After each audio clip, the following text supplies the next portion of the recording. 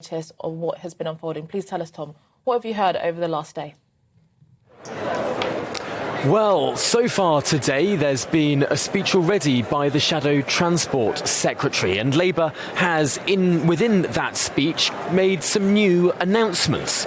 The Labour Party has committed itself to nationalise the trains in this country, but also to build what they describe as an Elizabeth line for the north. They've also committed to back HS2 and HS3. So lots of spending commitments in and around that transport speech. But the big set piece thing today is, of course, the Shadow Chancellor's speech. Rachel Reeves will be taking to the main stage at Labour Party conference here in Liverpool at midday, where we'll hear a bit more about Labour's plan for the economy, for growth and for tax and spend. No doubt we'll hear some words to do with inflation as well, because clearly what we're seeing today in the volatility of the markets is a big focus on that growth package that was announced by the Chancellor Kwasi Kwarteng on Friday. How will Labour respond? We've already heard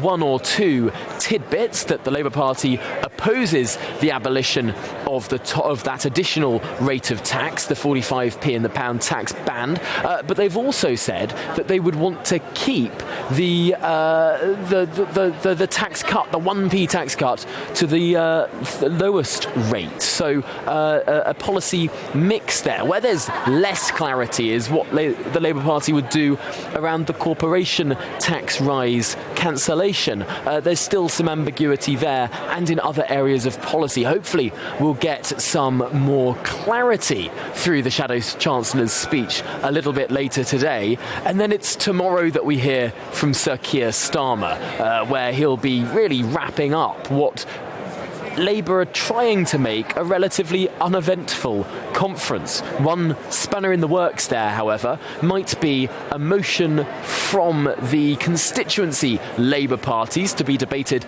on the floor of this conference, where 60% of constituency Labour parties want the party to back proportional representation and abolish first past the post. The party leadership has been saying that they don't want to do that. Sir Keir Starmer doesn't see it as a priority. To what extent will this overshadow what Labour wants to be a less than eventful conference, to try and not move the needle too much, to sit happy where they are and not risk committing news? Well, that remains to be seen.